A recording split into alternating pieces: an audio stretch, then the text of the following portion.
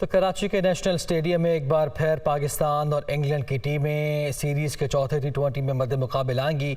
Match शाम 7:30 बजे शुरू होगा। 7 मैचेस पर मुश्तमिल सीरीज़ में मेहमान टीम को 2-1 की बढ़तरी हासिल है। आज के मार्के के हवाले से स्टेडियम के अतराफ सिक्योरिटी के भी कड़े इंतजाम किए गए हैं। तफसीलात जान लेते हैं, हमारे नुमाइंदे शुएब बुखारी हमारे साथ मौजूद हैं। शुएब, आगाह कीजिएगा, आज का बड़ा अहम मैच होने जा रहा है। एक तो जोशो जज्बा कैसा है कराची के शहरियों का, और दूसरा ये भी बताएगा कि ओवरऑल सिक्योरिटी के क्या इंतजाम किए गए हैं।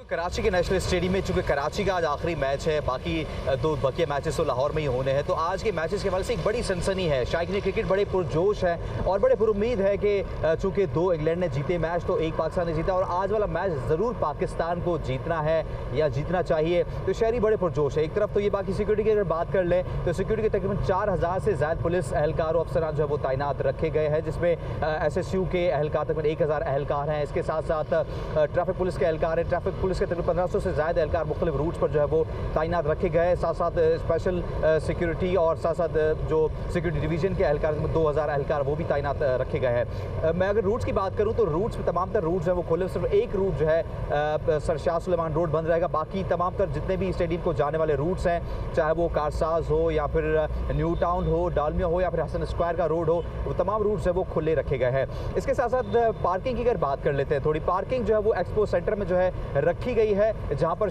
जो शायकीन क्रिकेट है वहां अपनी गाड़ी पार्क करेंगे। उसके बाद बस शटल सर्विस के जरिए उनको जो है वो स्टेडियम लाया जाएगा जहां वो क्रिकेट देख सकेंगे। इसी तरह ही जो VVIPs के लिए जो वो जो रखे गए हैं इंतजाम पार्किंग के, वो चाइना ग्राउंड में रखे गए हैं। जी